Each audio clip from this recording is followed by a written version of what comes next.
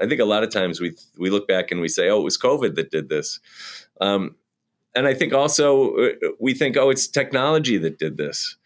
I think it's more complex than either of those. And I think the seeds of this mental health crisis were really born in the late 90s and early 2000s. And we're just now beginning to really understand the impact of that. And then it's hard. How do we reverse some of the things we've been doing?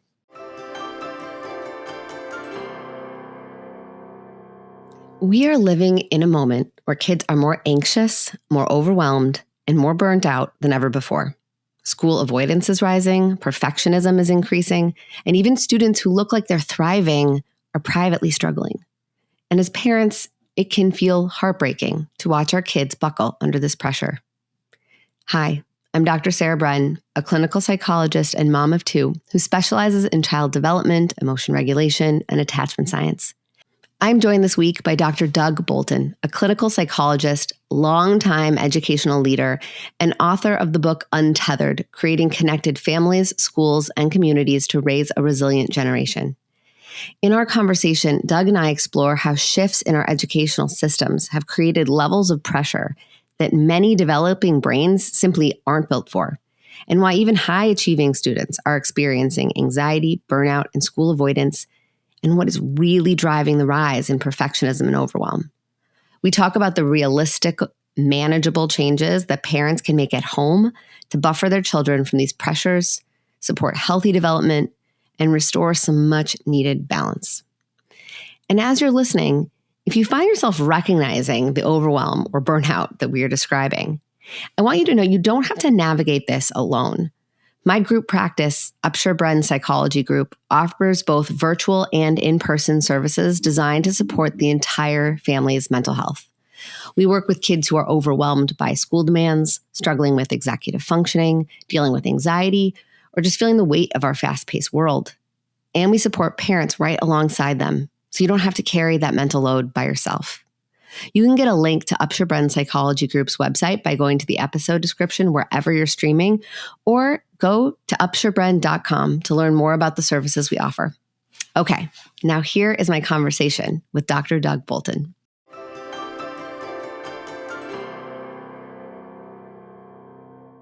Hello, everyone. Hello, Doug. Welcome to Securely Attached. Thank you so much for coming on the show. Thank you for having me. I'm really excited for the conversation. Me too. So I wanted to talk to you a little bit because you are a very good person to talk to about this, because there's this really big sense of, among kids right now, a lot of anxiety, a lot of school avoidance, perfectionism, burnout, and your book Untethered really speaks directly to this crisis in such a compassionate and clear-eyed way. So I'm very excited about this conversation because I think it's going to help a lot of families and a lot of schools rethink what kids actually need in order to thrive. Yeah. And so to start, I would just love for you to talk a bit about kind of what made you realize that this was a topic that parents and educators urgently needed to be paying attention to.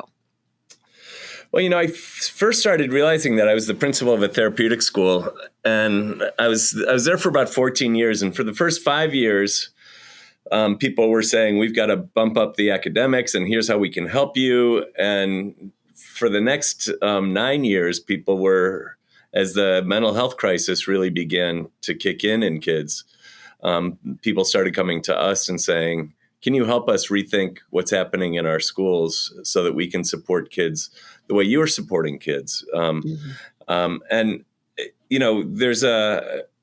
we have got a long, I think, arc of things that I think we've been getting wrong as a society. We've been getting wrong as educators. We've been getting wrong as parents.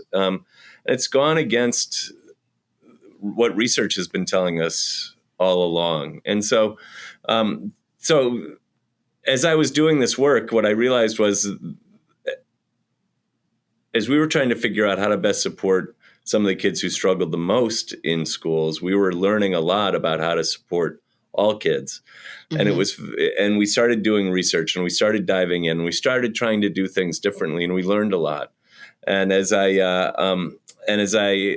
moved from being a principal to doing more consulting and more speaking, people really seem this seemed to be the question they were asking is, why are our kids struggling so much now, and what can we do about it? And so that's why I wrote the book, and that's why I'm here today, because I'm a big believer that there are some simple things that we can do to really support kids, but we need to really change our lens on some of the things that are, I think, pushing us to put more pressure on kids. As we try and help and support them, I think we are doing a lot that undermines their development, and so that's why, that's why I wrote the book, and that's why I love being out there in conversations with parents and educators. Yeah. Like, you've been doing this for a long time. Have you seen changes? Like, when you were working at a therapeutic school, are the reasons why kids are coming in the first place changing, or is the acuity changing? Yeah, I think that the challenge, I would say,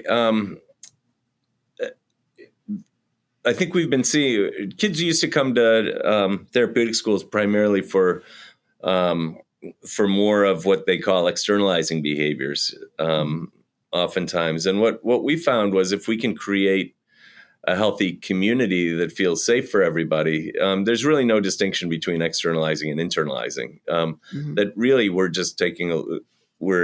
working with kids who are struggling to cope, and it's how they cope with that is different, as it is for all of us. But the keys to supporting them in their coping were all the same, whether they were tended to become anxious and withdraw, or whether they became angry and disrespectful. We were all dealing with the same thing, which is struggling to be regulated in a way that that's effective in response to their stress. I think what's happened is the overall stress of schools has gone up in the last 25 years. And as a result, we're seeing kids who would typically not be on radar screens of mental health professionals all of a sudden on the radar screen of health professionals. And then you've also got kids who are kind of on the edge, who are really struggling in more profound ways. And we began to see that really in the decade, the previous decade, right around in the decade before COVID. I think a lot of times we look back and we say, oh, it was COVID that did this. And I think also we think, oh, it's technology that did this. I think it's more complex than either of those. And I think the seeds of this mental health crisis were really born in the late 90s and early 2000s. And we're just now beginning to really understand the impact of that. And then it's hard. How do we reverse some of the things we've been doing? Yeah. And yes, obviously COVID was a big issue, but this was happening well before COVID happened. Obviously, phones and the tech world is not helping. Right. But what are some of the things that you're seeing that turned the dial up on the heat in the 90s and early 2000s? Because that's also before phones. Yeah. I think that there were a couple of things that began to happen. The one for me as an educator that feels most profound is the No Child Left Behind Act, which was signed into law in 2002. And really what that did, and I think it was well-meaning, so don't get me wrong, and I think we've also realized that it didn't work. And so there's been a lot of criticism of that. But the main tenets of it, we haven't changed. And that is that we want to increase academic rigor. And the way we're going to do that is by increasing, we're going to measure it through achievement test scores. And there's a Goodhart's law that says once you make a measure a target, it ceases to be a good measure. And so all of a sudden our work was to try and get test scores up. Well, test scores are ideally are a reflection of engagement in a healthy learning community, not the goal in and of itself. But when we make it a goal in and of itself, then all of a sudden our teaching changes. We start teaching bell to bell. The other thing which means that there's no break. There's no time to connect with one another. There's no time to catch your breath between classes. And middle schools have 2 to 3 minute passing periods these days. And so you've got people who are just in the grind of an educational system that is continuing to push people beyond what our brains are normally meant to do, which is we're supposed to fully engage, but then we need a break about 10 minutes every hour. We need a break to quiet what's happening, and then we re-engage, and then we get a break. Yeah. But when we're teaching bell to bell, because we've got to hit all these learning standards so we can hit our achievement test goals, we aren't giving people the time to connect or the time to regulate. Yeah. And if you what Bruce Perry, remarkable neuroscientists and psychologist and trauma expert, says we need to be emotionally regulated and connected in relationship in order to access our best brains. Yeah. And totally. And we've taken those two things out of our school system, and we don't have time to connect anymore. We don't have time to regulate. And so you've got teachers who are more stressed than ever before. And the other thing that NCLB, No Child Left Behind, did was they created these accountability standards. So everybody feels accountable. Teachers, students, parents, administrators, school boards all feel accountable and tied into these test scores. And so all of a sudden, when you've got that kind of pressure and you've got school environments that are not brain friendly, you're going to have stress.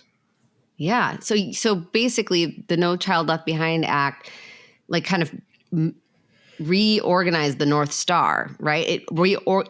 It oriented everybody towards a very specific and narrow marker, which then stressed out the system. It stressed out the teachers. It stressed out the administrators and the parents and the students. And so the system is under stress from all these different places. And there's no respite from the stress, right? So recess is getting shortened. Extracurriculars are getting shortened. Arts, liberal arts, music class, art class, these time to linger in the hallways, all lunch. I have kids that I work with in my practice who don't have a lunch. They're in high school and because they work right through it because they need to get that extra AP class in. It's not even they work through it. They're scheduled through it. Wow. They had to trade in a lunch for a class. Yeah. And I'm just like, what? How are you learning if you haven't eaten since 8 a.m.? What are we doing to these kids? It's just and then we're wondering why they're really anxious. Absolutely. And it's not just students that are anxious. We've got a teacher shortage. There are 40% fewer teachers entering the profession now than we had 15 years ago. Yeah. Teachers are now, Gallup poll found that K-12 teachers are the most stressed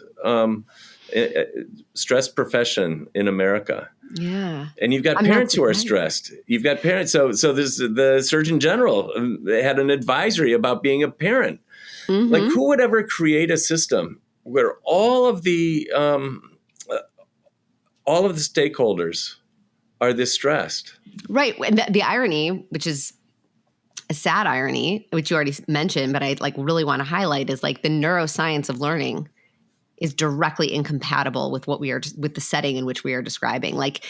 Because not only do kids need to have time and space and rest to be able to take in what they're learning, they also need a calm, co-regulatory adult in the room who can pause and be flexible and pivot from the lesson plan to, explain something in a different way or offer an alternative way of thinking about something, or take a beat and help a kid who's having a really hard time, just take a beat and not, but if the teachers are burnt out and the teachers are stressed and the teachers are time stretched, they can't be flexible and attuned to the kids in the room either. I mean, I by all means, I really want to be very clear.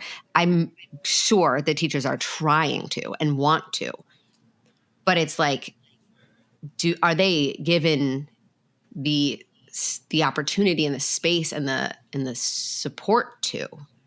It doesn't sound like it's happening as much as I think most teachers, well, that's what the Gallup poll would say, is that teachers are feeling as a whole more stressed than ever before, because the things that they went into school for to become teachers isn't necessarily what they're doing. They are communicators of content, as opposed to, I think what we've done in schools is, instead of developing young people, we are developing data first, because that's how we're measured, is based on that data. And I think that we show up differently. Now, that the amazing thing about what the research would say is that we've got it all backwards.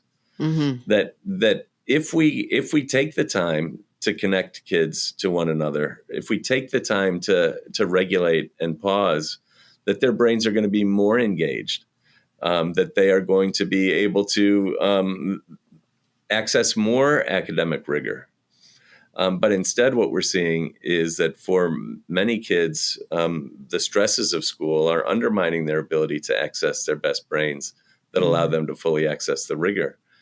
It's an interesting, one of the things that I've been thinking about a lot lately, I think that kids now are expected to do the same kind of organizational, the same kind of multi-step processes with their work in 8th and 9th grade that I had to do when I was in a junior or senior. Mm-hmm. We're asking kids to do more. We're stressing their executive functioning more, because this is what we think of as rigor.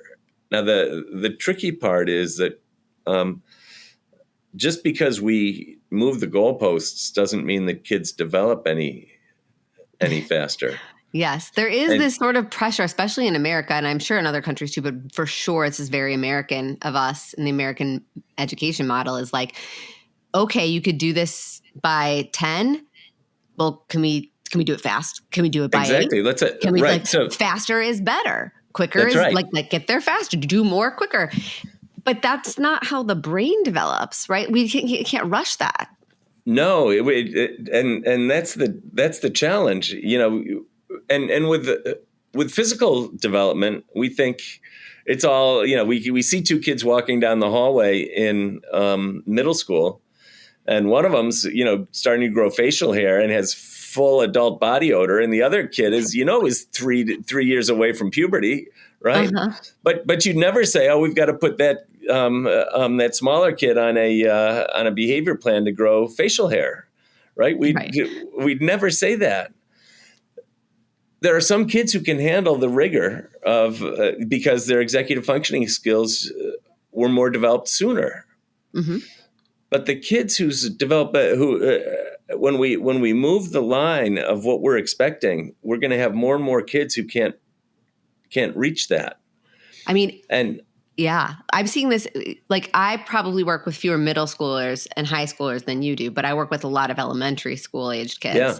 And I see the exact impact of this on the amount of kids who are coming to my practice because kindergarten and first grade expectations are just not developmentally in alignment with what a lot of these kids are capable of. And it's not actually as a result of the child's delay or deficit at all. It's that the environment is putting demands on kids to sit in a desk at 5 years old, or do worksheets at 5 years old, 6 years old.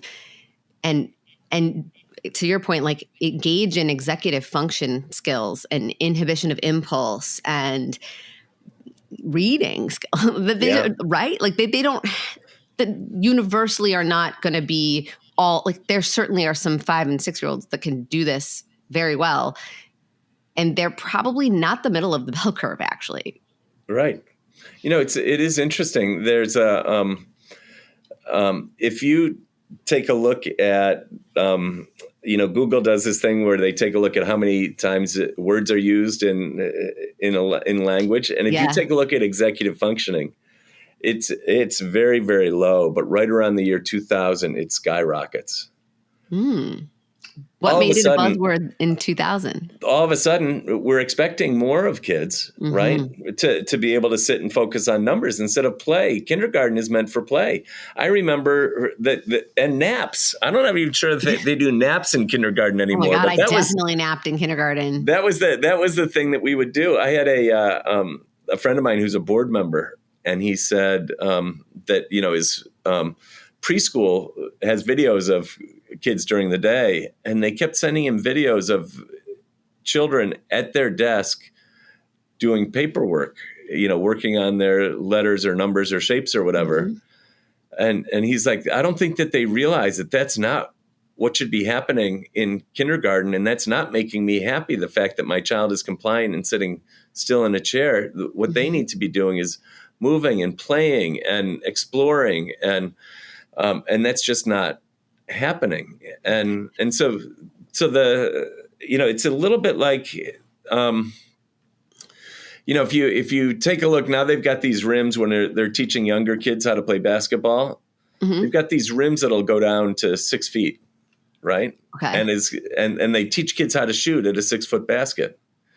And so you've got these 5 and 6 year olds, 7, 8, and then as they get older, it goes up to 8 feet. And then when they've got the physical maturity to be able to really shoot a basketball at a regulation rim, they wait for that, right? But what happens is it's a little bit like when we increase academic rigor without increasing other supports. It's like taking these 5 and 6 year olds and saying, now we expect you to shoot at a 10-foot rim. And then they aren't going to make as many. And then we say, oh, they've got a shooting problem. Yeah. It's not a shooting problem. It's a problem of what demands we're placing too many demands on those brains. And as a result, not only do they not learn as much, but they melt down. And the other challenge is there are kids who, like my daughter, who I think their prefrontal cortex is fully developed in the womb. Like she came out, everything like she just got it because she was lucky enough to develop early. But then those kids, all of a sudden, they begin to define themselves based on what they achieve, based on their ability to get into all these AP classes, based on their ability to ace the ACT and SAT. But what happens is then you find these kids who have what they call achievement addiction. Which is there's always more to achieve. And if I define myself based on what I achieve, if I define myself at always being in the top 10 percentile, then what happens? I need to be perfect. And so perfectionism has doubled in the last decade or so. And so we're beginning to see that this isn't working for the kids who struggle to keep up because it's so stressful for them. And it's not working for the kids who seem to be acing it. Yeah, it's a very good point. And I see that a lot in a lot. I probably have more perfectionistic, high achieving kids in therapy with me than I do in high school, than I do the kids that are struggling, like to keep up. Right. They're the ones who everybody thinks, oh, they've got this all figured out. They're killing it in the system. And then all of a sudden you realize, oh, they're in a partial hospital program. They're anxious and depressed in ways that are really debilitating, or they want to check out and they stop going to school because it's just too much. And so what do we do with all this? Because I mean, some of it is systemic, and I don't want parents to feel like it's their responsibility to like change the systems. I don't want them to feel helpless when they can't change a system. But what can parents do? What can schools do?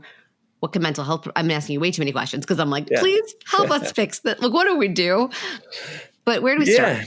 Yeah. Well, I think we start by just challenging some of our assumptions. I think that at some level, this begins with this idea that in order to be happy, we need to have a lot of money to be happy. And in order to do that, we need to be really successful in a high profile job. In order to do that, I need to get into a selective school. in order to do that, I need to take all these AP classes and ace them, get fives on all the test scores.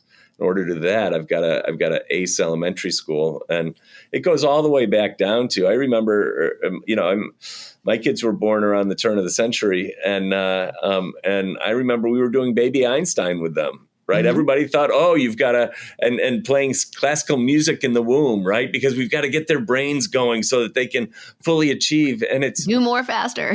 Exactly. And, it's, and so we put them on this treadmill that somehow, if they only ace school and achieve in all these ways, then they're going to be happy. And what we're finding is that that's really not true, that the key to happiness is actually our relationships, not our money, right? The other thing is that the data on going to a highly selective school is not, it's not strongly correlated. In fact, they took a look at kids who got into high achieving schools but weren't able to go, and compared those to the kids who went to the highly selective schools. And what they found is that the kids there was no difference in how much money they made. There was a difference in how happy they were, because the people who went to the highly selective schools ended up feeling underpaid and were less happy in their work than people who went to a less selective school. You don't learn more in a highly selective college and an elite school. Do you think do you also think that perhaps, I don't know if this is supported by the research, but I would imagine that potentially being in a highly selective school is also like a self-selecting population that may be more vulnerable to toxic achievement and achievement addiction, and there might be more toxicity in those environments potentially that could be a risk factor. Absolutely. And it is interesting. The psychologist Sean Achor, he was a Harvard professor, and he taught freshman psychology. And so he'd say to every freshman class he had, so half of you are in the bottom 50th percentile for the first time in your life. How are you feeling? Right. So all of a sudden, you can't put everybody together and still always be at the very top of these classes. What they found really that demonstrates learning is how much time people study. It's not about, in Illinois, it's not about whether you go to Northern Illinois or Northwestern. It's about how much you study, how engaged you are, how the relationships you have with your professors. Yeah. And so we put all of this pressure on ourselves that we've got and our kids that in order to be successful, we need to start curating their lives, and we become curators of their lives in a way and this is one of the reasons why I think parents are so stressed. We're spending twice as much time with our kids now than we did when I was growing up. And our kids have more mental health problems. I'm not sure if that's the correlation, but I think it's the quality and the function of that time. Like if that time is spent, to your point earlier, connecting, enjoying each other's company, playing, sharing our interests, and it's feeling like good quality connection time, well, then the more the better, I would say. But if the time that we're spending with our kids is rushing them to piano and like driving them all to all of their extracurriculars, and it's organizing and planning and orchestrating and doing all this labor, that's right. Different quality time. It's very different, and there's always this expectation that they're gonna be fully invested in all the different things we take them to.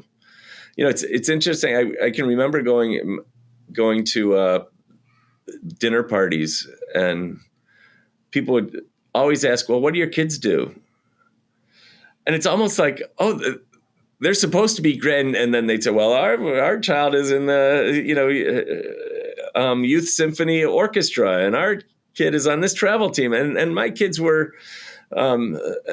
really pretty remarkably moderately talented. So they weren't making any travel teams, and they weren't that interested in spending all the time playing an instrument, but they loved hanging out with their grandparents, right? But there was some shame that I felt, right? That when you hear about all these things, and And so I think a part of this is making sure that we are being thoughtful about the messages that we're creating for our kids, and is our time, are we just shuttling kids back and forth? Do we have any time for dinner?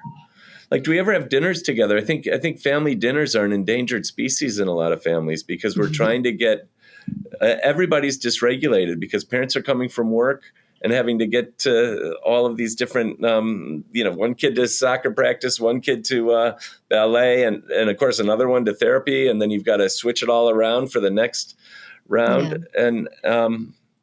And so, as parents, I think that we want to believe that we aren't sending these messages to kids, but there's some interesting research. They asked parents, what do you care most about for your kids? That they are high achieving or that they're caring? And 90% of them said it's much more important that they're caring. Mm-hmm. Then they asked their kids, what do your parents value more? 81% of those same kids said, my parents value achievement more than caring. Mm. And so we can say, we're not that invested in, it's okay. We just want you to be engaged in school. Whatever your grades are, that's okay. But then what do we put on the refrigerator? Right? We put the A on the refrigerator, right? It's okay. You can go to any school you want to go to. That's okay with me. But then when their cousin gets into an Ivy, that's all you're talking about is how amazing it is that they got into Cornell. And isn't it great? All of these things that then they're soccer and they're the captain of the soccer team. And so what is it that we're valuing? I think that as much as we want to believe that we're sending messages that it's okay not to buy into this achievement culture. Yeah, it's really hard not to. I hear in that kind of a call to parents to say, your intentions are really good. You're there, right? Yeah. But it might require us to slow down, take a look, double check, and make sure that we're just being a little bit more intentional about, are my actions aligning with what I'm saying? Yeah. Is what my attention is on aligning with what I'm communicating to my kid? And if it's not, like, that's okay. And you can correct it. Like, it's, if you're not doing family dinners, could you do one a week instead of, you don't need to do 5 nights a week family dinner and cancel all the sports practices. But if you had one family dinner a week or even 2 a month, you could have, I think there's I'm so cautious in making parents feel like we need to go in the equal and opposite direction. Yeah. You can do so much impact with small tweaks. What do you see being very impactful when you work with parents, you work with families, or you work with schools? What are the things that, the little things we can do to start moving in this direction again? So I think there are a couple of them. The first is, can we pause? We talked about how busy kids and teachers' lives are in the school day, and then they come home and then they've got to get homework done and all of these places. So, and you're right, it doesn't have to be dinner, but can we have some time where when our child comes home that our first question is, what homework do you have and what's our schedule today? Can we make sure that we're taking time to quiet that nervous system? Really what, when we think about trauma, the challenge with trauma is that it activates our nervous system so that our nervous system never gets a break. It's always kind of in this fight, flight, and freeze response. When we don't put intentional breaks in, we're also, kids can experience the same kind of levels of toxic stress. Yeah. And so what I would say is making sure that after a long day of school, kids get plenty of time to not have to sit down and do homework, to catch their breath, to play, to let their brains relax a little bit so they don't have to be so hyper-focused, or if it's after practice, making sure that we're taking care of our nervous system, really, by being able to put pauses in. I think that in that way, and can we connect with them authentically about something besides something they're doing or something, can we just be present with them? I think that that's an important piece. I think another piece, and this, there's I think the self-esteem research in the 1990s was really helpful. But I think in our effort to hack self-esteem as parents, we've translated that at some level to we don't want our kids to experience distress. Mm-hmm. That somehow if they're distressed, then they don't have self-esteem, and that we've got to protect them against that. And in many ways, I think that's undermined kids' resilience. Mm-hmm. So we're spending more time with our kids, but also what that means is we're supervising them more, which means that I think that they are not they're not learning how to be independent, young independent people in the world in the way that that benefits them. When we talk about attachment, if we are solving all their problems for them, and we're so involved, and we take care of everything for them, but then developmentally they've got to separate from us. Mm-hmm.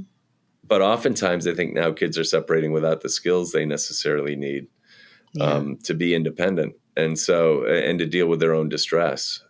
And so I think I would, there's an addition to the fight, flight, freeze response, and that is, as parents and as educators, it can be we want to fix it. The F is like we feel this urgency to fix. Mm-hmm. Our child is distressed. I'm going to fix that. There's something wrong. No, we all get distressed all the time. What we want them to do is be able to manage and learn how to independently manage their distress. Yeah. And I like what Lisa D'Amour says. She says, is it uncomfortable or is it unmanageable? And I think when it's unmanageable, it's time for us to jump in and help them, right?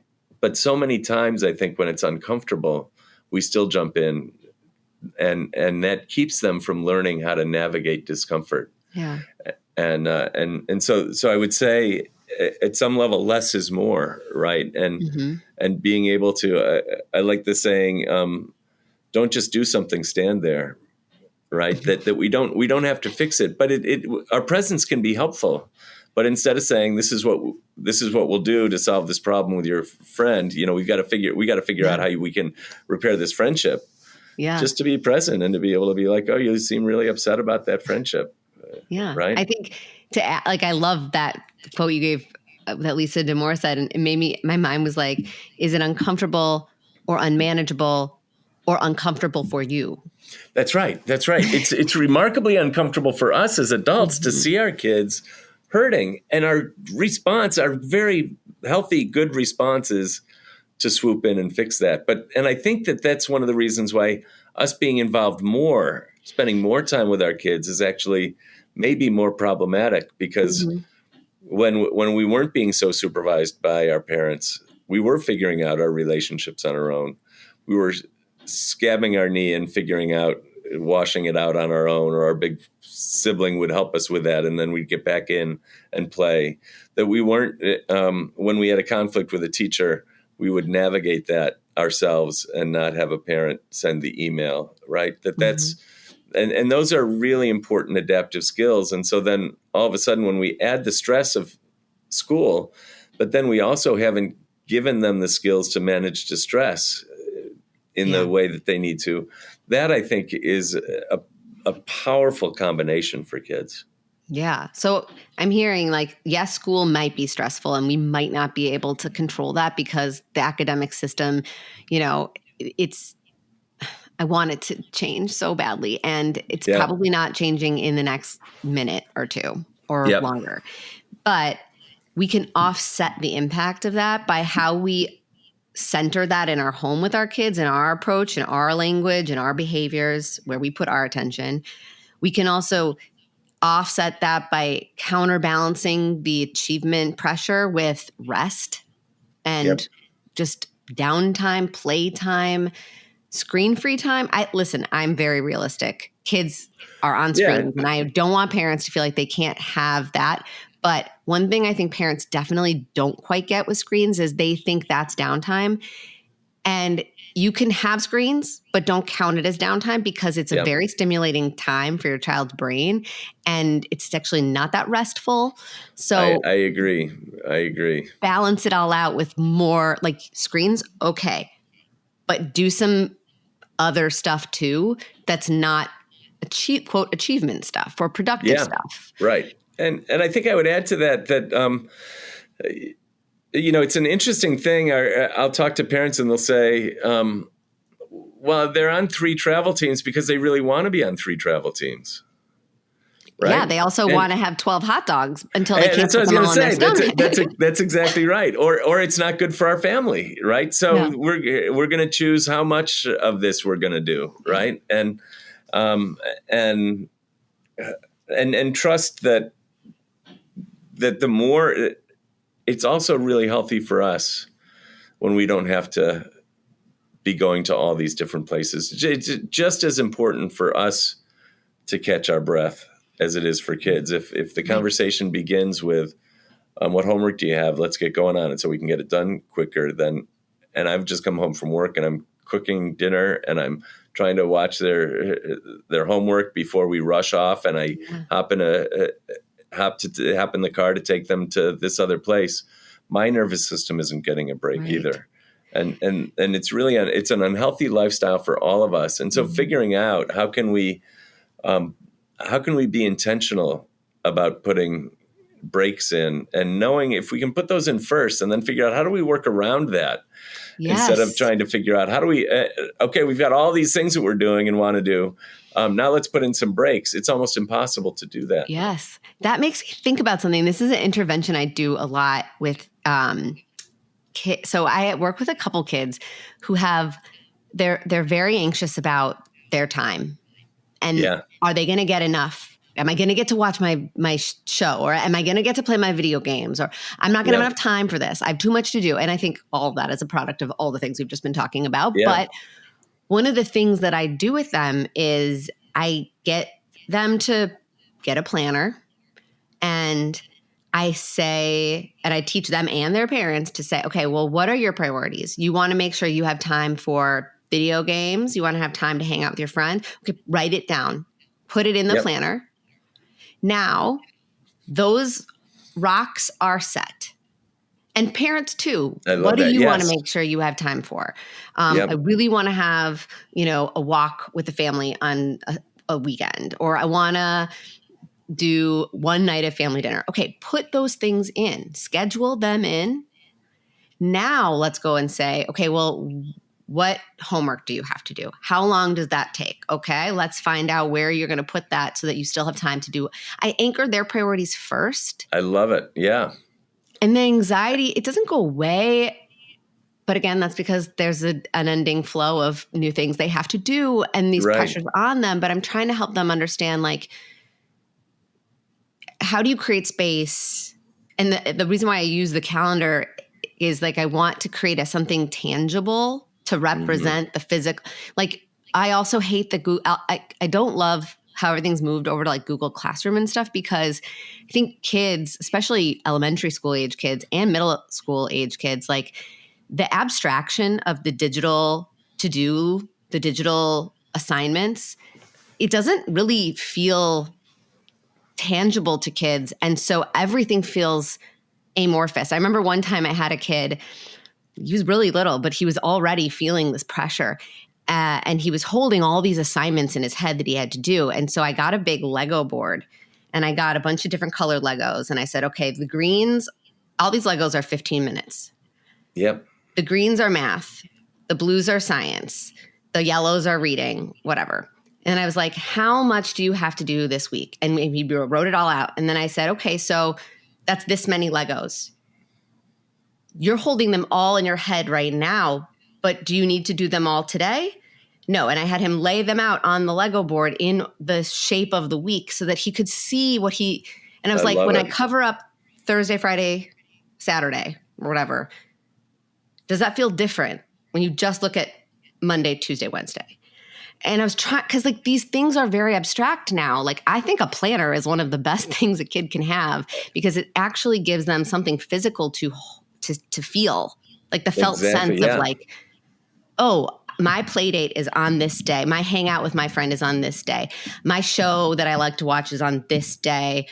I have this video game time scheduled. My needs are being met. And while we might not have the same priorities as our kids, letting them figure out their priorities and buying space for them is a huge piece of their territory. Like it helps them feel settled so that when you say, okay, now you've got to figure out where math is going to go or where your 20 minutes of reading is going to go or where our baseball practice is going to go, it's less stressful for them to like find a spot for it because they don't feel like everything's swallowing up their time. I love it. Yeah, it's a way that speaks to a different part of their brain to be able to see it organized that way, and can quiet that nervous system that says, "Oh, there's so many different things out there. I don't know how to organize this. I don't know how to when I'm going to get this, when I've got this," and so having that concrete way. I love the Lego intervention. That's wonderful. Yeah, thank you. It was like, oh my gosh, you're holding all this in your head and you're 9. He was 9 when I was doing this. Like he was so little. And I was like, why? He was so stressed. Well, and I get some kids are more vulnerable to that stress than others. But I think it is a product of like, you were talking about how we're stressed as parents. And it was like, oh, there's such a parallel process here, right? Because we, the parents, are feeling super stressed because we are overbooked and under-resourced, and we are trying to do 50,000 things. And so when our kid comes home, we're like, I got 40 other things to do. I really can't sit with you. So let's get on there faster. But they just came from school where the teachers are under-resourced and overbooked. And so they're also feeling this really intense pressure. And even if we're trying so hard to mask that, to like buffer our kids from that, and I'm sure their teachers are too, their nervous systems feel our stress. And so they're just ping-ponging between stressed adult to stressed adult to stressed adult. I know you talk a lot about this. Yeah, absolutely. The interesting thing for me is that, I talked about how our time with kids doubled. I think Dad's time with kids actually quadrupled in the last 30 years or so. The other thing that's changed is the number of double income families went from 39% to 71%. So we've got twice as many people going back to work who are working now. And so everybody is trying to make ends meet, work, home, putting all this intensity in. And I guess there's a big piece of this. And a lot of our focus is on grades. And if a student doesn't get his homework in one day, it's going to be okay. Mm-hmm. If we miss an assignment, it's not going to be the end of the world, right? There's in fact, homework in middle school and elementary school is really not correlated with achievement. It gets, as you get older and older, and it depends on the homework assignment. Yeah. But this isn't the homework is not going to drive kids' learning. And so it might even derail it. it. Absolutely, because they're coming in after a stressed evening. If they could come in after a good night's sleep and an open brain and not be anxious about having to do homework and 3 practices in therapy tonight, and then their brain is going to be more open for learning. But also, and I think this is really important, like, and I think this is your point, like, when we are focused on the homework, or someone is putting this messaging out, we have to focus on the homework or the test score or the grade or the college admission. That's outcome. That's not process. And learning is not actually outcome-based. Learning is process. Learning is, I have an idea or a question. I'm curious about something. I'm interested in something. I want to figure out how this works. I want to learn why this happened. I want to make this thing that I have in my mind be a real thing. Like, that's actually learning. And we're not protecting that as well as we should be. And no, schools how do we protect that more? Yes. schools have really changed in their approach to that, number one. So you're absolutely right. The other thing, so I was reading way back in 2013, the head of HR at Google, they do a ton of research on everything, right? Mm-hmm. And what they found is that students' GPAs were not at all correlated with performance. So they stopped looking at GPAs in their interview process. There's a guy who said, I can't remember his name, but he said, I got a 2.4 in physics in college, and I thought I wasn't meant for this work. He said, but today I just landed 2 vehicles on Mars. And he's like, it's not about the grades. It's about our engagement. It's about being able to ask the questions and be curious. And I think our educational system has strayed away from that. And I think that at home, because we all see these grades as a litmus test for success, Mm-hmm. then we've put a ton of pressure on kids that end up actually making them less likely to be engaged and successful in the ways that we might hope, which is, I think most of us would hope that people would find intrinsic success in the intrinsic value in the work that they're doing, and that they're in a place where they feel supported by collaborative colleagues, right? Doing Mm-hmm. important work. And that has nothing to do with the grades or content that we teach in high school. It's about how do we learn, and how do we learn how to work together? How do we learn how to solve problems together, right? Mm-hmm. How do I scratch when I'm curious? How do I scratch that itch? Yeah. And how do I have people help me do that? And so when our worlds are so busy, one of the things that we lose is the curiosity that really drives the learning. Yeah. When we are emotionally dysregulated, we can't access the parts of our brain that allow us to be curious, and moving from place to place without a break is dysregulating. So really something as simple as taking breaks, like small moments of rest, even micro moments of rest, but also macro moments of rest, could be enough to support curiosity, intrinsic motivation, and a love of learning. Is that possible? Absolutely. There's Lisa Feldman Barrett, who does research on emotions. I love her metaphor of, and I hope I don't butcher what her theory is, but the way I hear it is that our brains, that emotions are really driven by the energy we have in our brains, and our brains use a lot of energy. It's 2% of our body mass, but uses 20% of our energy. And that when we're depleted, that's when we are dysregulated, mm-hmm. and we struggle to show up in the way that we want to show up. And what she says is our brain, she calls it a brain bank, and that we've got to be thoughtful about maintaining a balance in our brain bank. So when we've got excess deposits in there, we're in a good place. We can focus. We can be curious. We can be connected. When we are overdrawn is when we start to shut down. We start to become, more anxious. We can't function in the way that we're meant to. And so And so the biggest deposits in our brain bank, sleep, diet, and exercise, right? So that's easy. And then there's a lot of the other thing is relationships.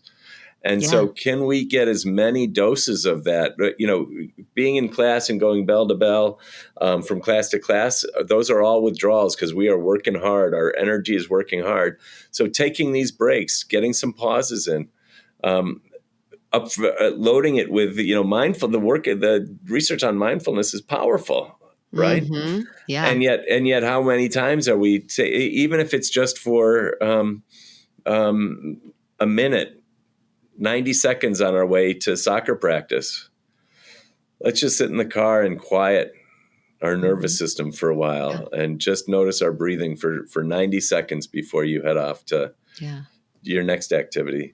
So these breaks are important, but also making sure that that we've got enough positive things in our lives that are going to offset the number of stresses that we have. And that's when you have to decide, are there too many withdrawals with all of these teams? We can't do it as a family. We can't, it's not good for my child. Or maybe it may be, if he's going to play all these, have all these practices, he's not going to get his homework done before school tomorrow. Yeah. I like that so much. And I think that's a really anchoring and grounding approach for parents. If there's one takeaway I'm going to take away from this episode and this conversation, it's that it's not about good or bad. Like a withdrawal and a deposit is not a judgment. It's math. It's very basic, right? If you have too many withdrawals, even if the things that you are withdrawing energy for are fantastic and wonderful and bring tremendous value, if you have more withdrawals than you have deposits, you're going to be running on a deficit and you're going to be vulnerable. And it doesn't mean you don't do things that have importance to you. That's right. Or your kids. It just means you got to run the numbers. You got to just make sure that for every withdrawal, I'm at least offsetting it with a deposit of equal or greater value. And that could just be rest. It could just be, okay, we're going to turn off the music and we're going to, just put the windows down for 90 seconds on the drive. And we're just going to practice just some stillness. And that might be really uncomfortable and new for your family. And people might roll their eyes or be like, oh, Mom, why are you doing this? I don't want to be like, but just hold it. Be like, I know, bear with me. I'm practicing nervous system regulation. We're going to do some reps. Like, be funny about it. But like, it also takes the pressure off of us to decide, like, what's good or what's bad, right? Screens are neither good nor bad. They're a deposit. Right. I mean, they're a withdrawal, Yep. Okay, budget for them, but they can't put you in bankruptcy. That's right. I love that because it's the same thing. It's exactly what you were talking about with the planner or with the Lego set, which is let's plan in. Like, let's take a look at this and let's make sure that we are planning in things that are going to be deposits. Yeah. And we've got to make sure that those deposits are happening. Because if we're constantly overdrawn, then we're not going to be able to show up, and we're all going to be more vulnerable to stress, mental health issues, melting down. Mm-hmm. Grown-ups and kids. Exactly. All of us. Oh, this is brilliant. Thank you so much for coming on. And I've so enjoyed the really conversation, excited Sarah. to take some of this away, even just to my family. Well, thank you so much. I've loved this conversation, it's when you talk to somebody who is so like-minded and so wise with the research, it's kind of fun to see where these conversations go, and I love where we ended up. Me too. It's been absolutely so delightful. Your book, Untethered, and your work, tell people where they can connect with you, get your book, and So you can get my book anywhere online. So Amazon or Barnes & Noble or wherever you go for books online. You can also you can get it through my website, and you can also learn more about me on my website. So it's drdugbolton.com. That's drdugbolton.com. And if you have any questions or reflections or responses to this, I'd love to engage with folks around it. Yes. We'll put links to all that in the show notes too, everyone. So if you need a reminder, go there. And thank you. This was so fun. It's wonderful. Thanks so much, Sarah.